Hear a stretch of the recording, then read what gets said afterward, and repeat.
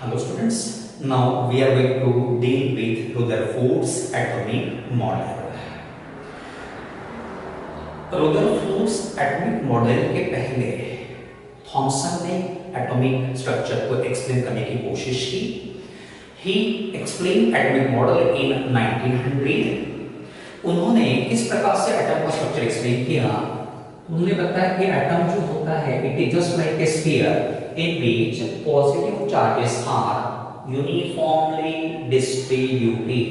तो इसको मान के चलते हैं स्फीयर ऑफ पॉजिटिव चार्जेस.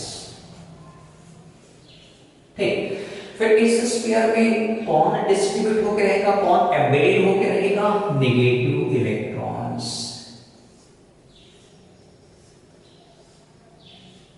इस प्रकार से वो एम्बेडेड होके रहते हैं.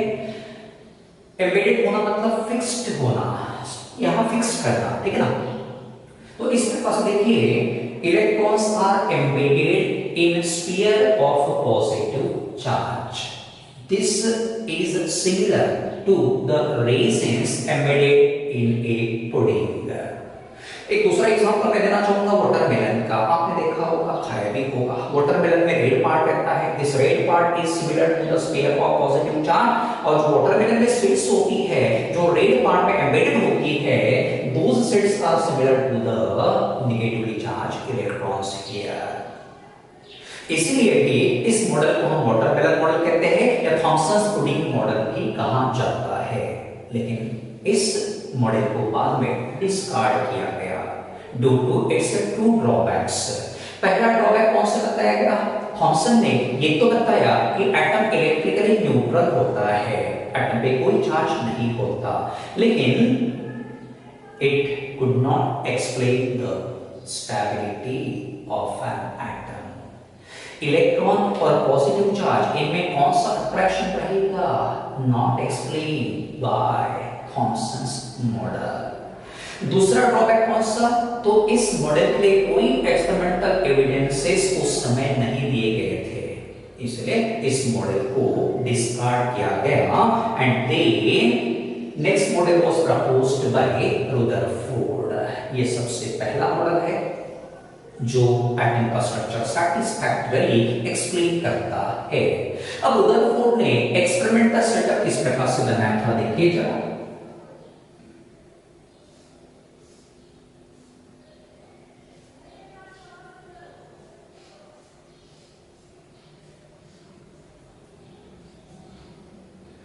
इस प्रकार से एक आपको यहां ब्लॉक दिख रहा है.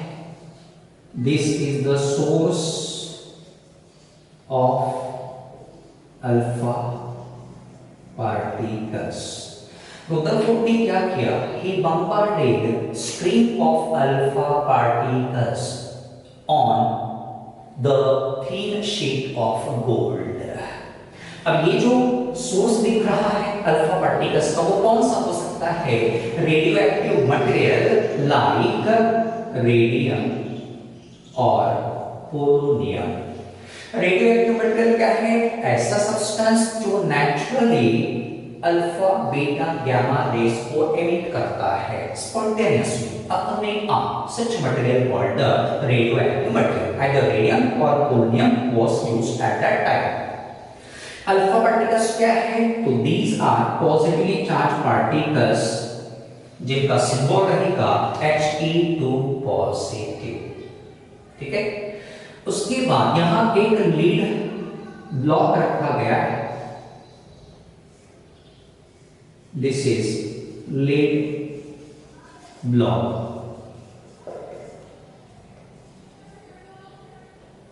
हैविंग नैरो स्लिट, जहां से ये अल्फा रेज पास होंगे. यहां पे थीन शीट रखा गया गोल्ड का. थीन शीट ऑफ गोल्ड जिसका थिकनेस कितना था? 100 नैनोमीटर. तो 100 नैनोमीटर में कितना होता है 10 to the power 100 into 10 to the power -9 metre. इतना कम थिकनेस वाला गोल्ड फॉइल उस समय यूज किया गया था। तो ये जो पार्टिकल्स है यहाँ पे आएंगे, यहाँ पे स्ट्राइक करेंगे और उसके बाद क्या होगा देखिए, उसके बाद क्या हुआ ये ऑब्जर्व करने के लिए यहाँ पे इस प्रकार से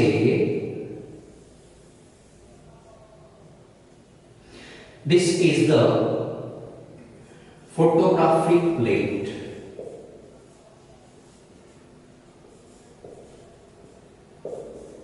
coated with ZnS। अब जिंक सल्फाइड से इस फोटोग्राफिक प्लेट को कोट करने का कारण क्या दिया गया था, तो यहाँ ये अल्फा पार्टिकल जैसे स्ट्राइक होंगे वो लाइट प्रोड्यूस करेंगे। उस लाइट की इंटेंसिटी ऑब्जर्व करने के लिए यहाँ पे photographic plate coated with the zinc sulphide use किया गया और उस इंटेंसिटी कितनी इंटेंसिटी डेवलप हो सकती है ये पता करने के लिए यहाँ पे ये मूवेबल माइक्रोस्कोप का यूज किया गया। मूवेबल लाइट की इंटेंसिटी कहां कितनी रहती है ये पता करने के लिए मूवेबल माइक्रोस्कोप को यूज किया गया। इस प्रकार से रुदरफोर्ड्स अल्फा पार्टिकल स्कैटरिंग एक्सपेरिमेंट का ये सेटअप रहता है। उसके बाद ऑब्जर्वेशंस किस प्रकार से दिए गए हैं। अब देखो ये जो अल्फा पार्टिकल्स है यहां से पास होने के बाद ऐसे फैले हुए पता चले, इस प्रकार से फैले हुए पाए गए। अब इससे ऑब्जर्वेशंस कौन से दिए गए, यहां मैं लिखता हूं ऑब्जर्वेशंस।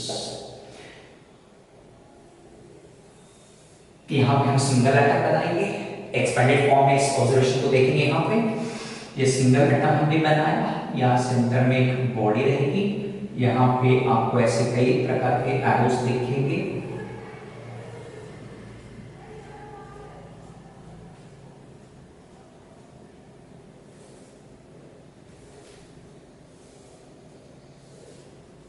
ये जो भी एरोस आपको दिख रहे हैं these are nothing but the alpha particles.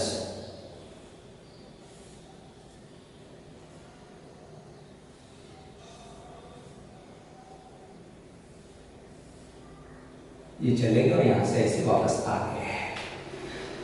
ये जो भी एरोस आपको दिख रहे हैं nothing but the alpha particles. अब यहां कितने प्रकार के एरोस आपको दिख रहे हैं, तो 3 प्रकार के। ये पहले प्रकार के जो सीधे पास हो रहे थे, इसलिए फर्स्ट ऑब्जर्वेशन किस प्रकार से दिया गया, तो देखो बेटा यहां से सीधे पास होने वाले एरोस की संख्या काफी ज्यादा दिख रही है, इसलिए कहा गया कि most of the alpha particles were passed straight. Most of the मतलब कितना रहेगा 99.9% alpha particles passed straight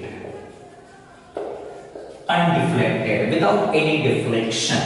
second observation, कुछ अल्फा पार्टिकल्स का यहां थोड़ा सा डिफ्लेक्शन हो गया तो स्मॉल एंगल्स, इसलिए हम कहेंगे few alpha particles deflected through small angle.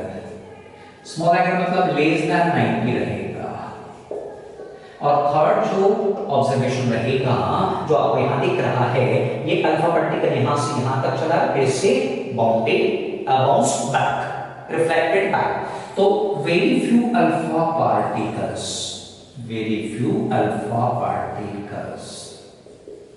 Deflected back through an angle of 180 degree. अब ये 3 ऑब्जर्वेशंस यहां दिए हैं, इनमें से इससे कंक्लूजन्स कौन से निकालेंगे, तो फर्स्ट कंक्लूजन को हम निकालेंगे with the help of first observation. अब सिंपल एग्जांपल लेते हैं, डे टू डे आप व्हीकल चला रहे हैं, रास्ते से जा रहे हैं, ठीक है, आपका व्हीकल सीधा कब जाएगा या आपका व्हीकल सीधा जा रहा है, इसका मतलब क्या होगा, रास्ता रोड जो है वो पूरी तरह से खाली है, एम्प्टी है, वहां कोई ऑब्स्टेकल नहीं है। अब यहां पे भी 99% अल्फा पार्टिकल्स वर पास्ट से इस कंक्लूजन क्या निकलता है कि एटम का ये जो पूरा रीजन है 99.9% वो पूरी तरह से एम्प्टी रहेगा, खाली रहेगा। Therefore first conclusion, atom contains large empty space. Atom में कितना परसेंट जगह खाली रहेगा? 99.9% एम्प्टी स्पेस रहेगा।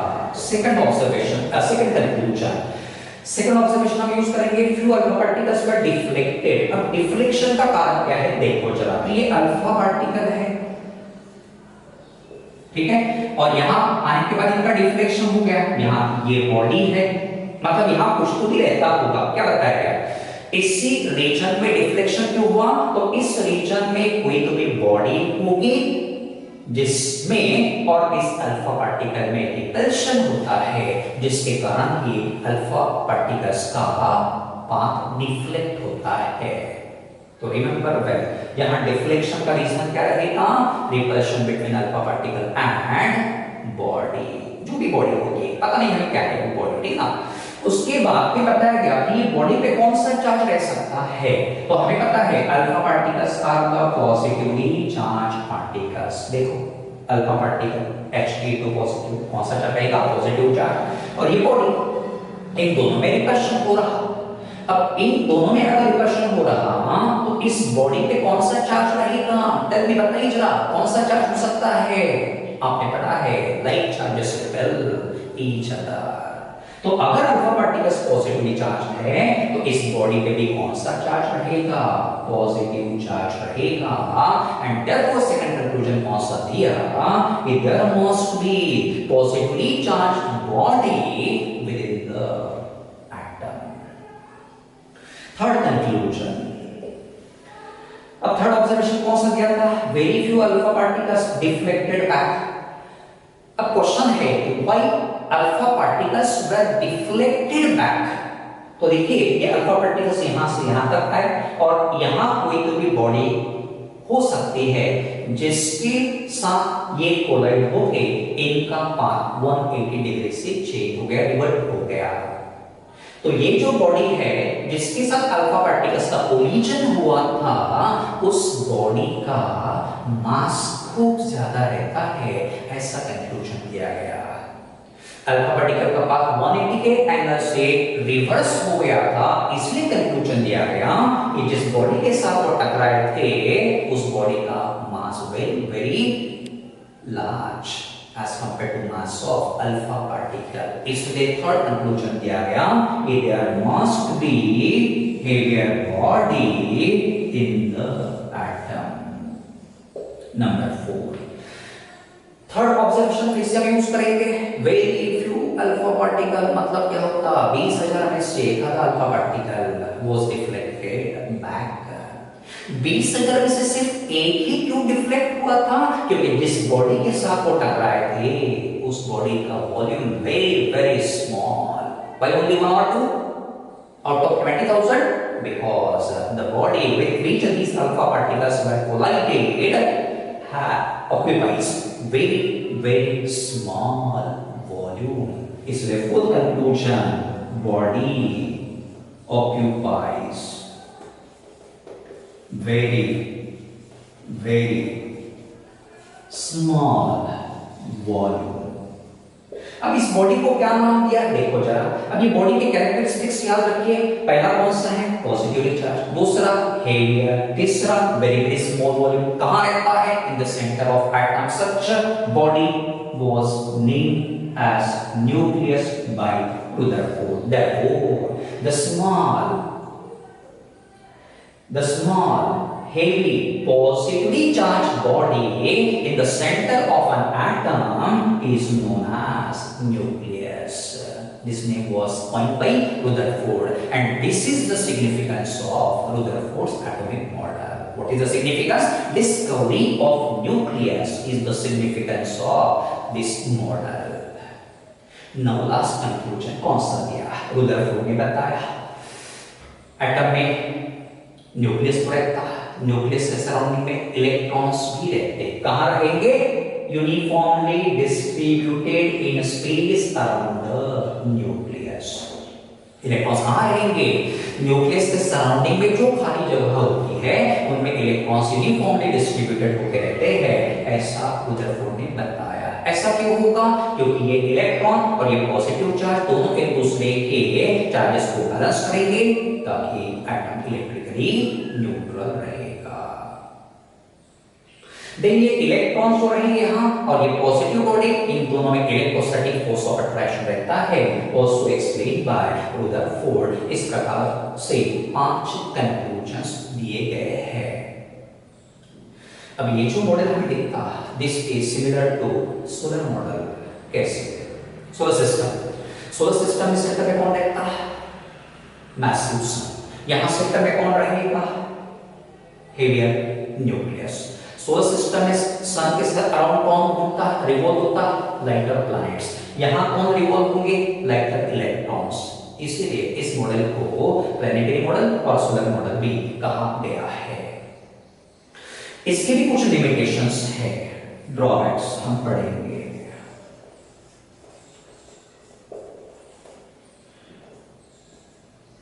पहला ड्रॉबैक क्या रहेगा, यहां मैं एक्सप्लेन करता हूं। एटम के सेंटर में न्यूक्लियस रहता है, उसके सराउंडिंग में इलेक्ट्रॉन घूमता। ये पॉजिटिवली चार्ज नेगेटिवली चार्ज दोनों में अट्रैक्शन होगा। Means this electron will experience attractive force from this nucleus.